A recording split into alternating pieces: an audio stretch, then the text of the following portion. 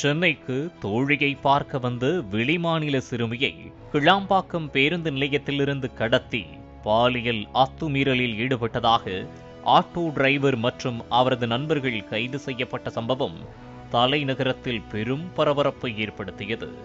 அந்த பரபரப்பு அடங்குவதற்குள்ளேயே சென்னை வண்ணாரப்பேட்டையில் உள்ள பாட்டி வீட்டிற்கு வந்த ஆந்திராவைச் சேர்ந்த 13 வயது சிறுமியை 32 வயது நபரும் 52 வயது நபரும் கடத்தி அத்துமீறிய சம்பவம் மீண்டும் அதிர்ச்சியை ஏற்படுத்தியுள்ளது. 72 வயது பாட்டியின் பராமரிப்பில் இருந்த சிறுமி பாட்டியிடம் சண்டை போட்டுக்கொண்டு தனது தோழி வீட்டிற்கு சென்றுள்ளார். 2 நாட்களுக்கு பிறகு அங்கு தங்க முடியாத சூழல் ஏற்பட்டுள்ளது. இதனால் அங்கிருந்து திரும்பவும் பாட்டி வீட்டிற்கு செல்ல பாரத் திரையரங்கு பேருந்து நிறுத்தத்தில் காத்திருந்த போது 52 வயது விஜயகுமாரும் 32 வயது பிரவீனும் வந்து நைஸாக பேச்சு கொடுத்துள்ளனர். பாட்டிக்கும் எனக்கும் பிரச்சனை, அதனால பாட்டியை தாக்கிட்டு வெளியில வந்துட்டேன். அப்பாவுக்கு தெரிஞ்சா திட்டுவாரு என அப்பாவியாக கூறியுள்ளார் சிறுமி. பாட்டியையும் அப்பாவையும் நாங்க சமாதானம் பேசி அவங்கள்ட்ட ஒப்படைக்கிறோம் என பேசி இருவரும் சிறுமியை அழைத்துச் சென்றனர். ஆனால் தங்களது வீட்டிற்கு அழைத்துச் சென்ற 13 வயது சிறுமியை கட்டாய தாலி கட்டி பாலியல் கொடூரத்தில் ஈடுபட்டதாகவும் கூறப்படுகிறது. இந்த நிலையில் சிறுமி வீடு திரும்பாததால் ஆந்திராவில் இருக்கும் சிறுமியின் தந்தைக்கு தகவல் கொடுத்துள்ளார் பாட்டி.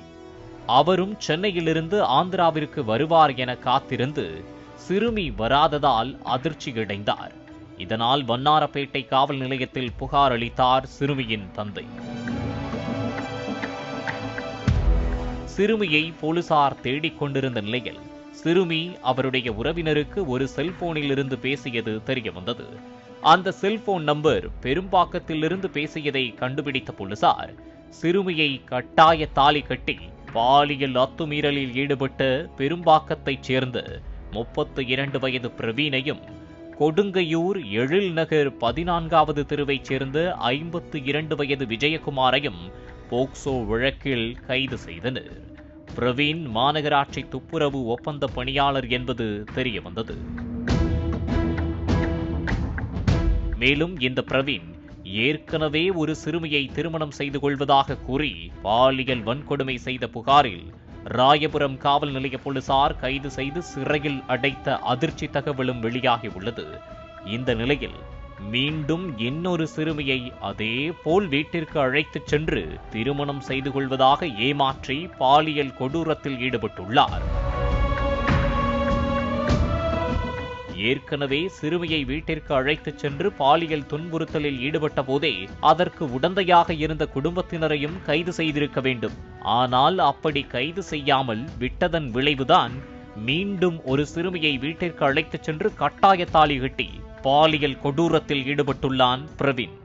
இப்போதும் அதற்கு உடந்தையாக இருந்த குடும்பத்தினரை கைது செய்யாதது ஏன் என கேள்வி எழுப்புகிறார்கள் குழந்தைகள் உரிமை செயற்பாட்டாளர்கள்.